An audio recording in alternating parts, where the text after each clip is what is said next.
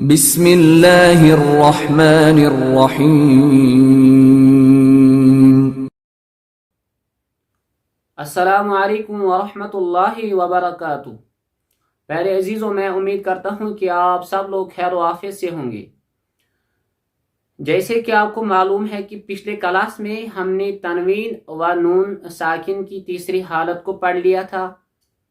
آج کی کلاس میں ہم تنوین و نون ساکن کی آخری حالت یعنی اس کا جو چوتھا قاعدہ ہے اس کے بارے میں ہم جانیں گے۔ تنوین و نون ساکن کی جو آخری حالت ہے وہ ہے ادغام یرملون۔ ادغام یرملون کا قاعدہ جاننے سے پہلے ہمیں ادغام کا معنی جاننا بے حد ضروری ہوگا۔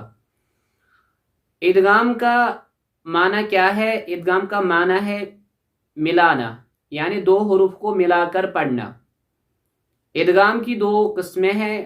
نمبر ایک ادغام تام، اور اسی طرح سے اس کی جو دوسری قسم ہے وہ ہے ادغام ناقص۔ آج کی کلاس میں ہم ادغام تام کے بارے میں جانیں گے۔ تنوین یا نون ساکن کے بعد اگر حروف یرملون کے 6 حروفوں میں سے لام و را آئے، سب سے پہلے تنوین ہوگی، چاہے 2 زبر کی ہو یا 2 زیر کی ہو یا 2 پیش کی تنوین ہو یا نون ساکن ہو، ان 4 چیزوں میں سے کوئی بھی ہو۔ اس کے بعد اگر یرملون کے 6 حروف میں سے حروف یرملون کے 6 حروفوں میں سے اگر لام و را آئے تو وہاں پہ ہمیں ملا کر پڑھنا ہوگا، لیکن گناہ نہیں کرنا ہوگا، یعنی بغیر گناہ کے ہمیں ملا کر پڑھنا ہوگا۔ اسی کو ادغام تام کہتے ہیں، اور اس کا دوسرا نام ہے ادغام بلا گناہ، یعنی گناہ کے بغیر۔ اس کو میں پھر سے ریپیٹ کروں گا کہ اگر تنوین یا نون ساکن کے بعد حروف یرملون کے 6 حروف میں سے لام و را آئے تو وہاں پہ ہمیں کیا کرنا ہے؟ بغیر گناہ کے ملا کر پڑھنا ہوگا۔ اسی کو ادغام تام کہتے ہیں۔ سمپل آپ یہ یاد رکھ لیجئے گا کہ لام و را میں ہوتا ہے ادغام تام۔ اب آپ کے سامنے جو مثالیں ہیں ہم ان کی مشق کریں گے۔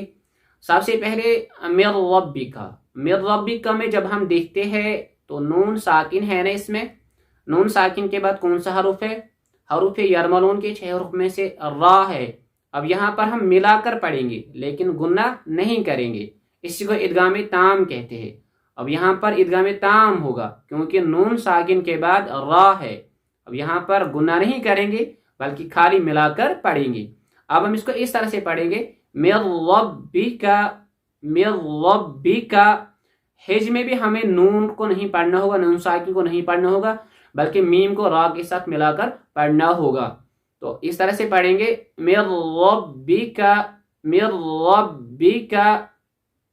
اسی طرح سے جو دوسری مثال ہے من لدنہ، اگر ہم من لدنہ میں دیکھتے ہیں اس میں بھی نون ساکن ہے۔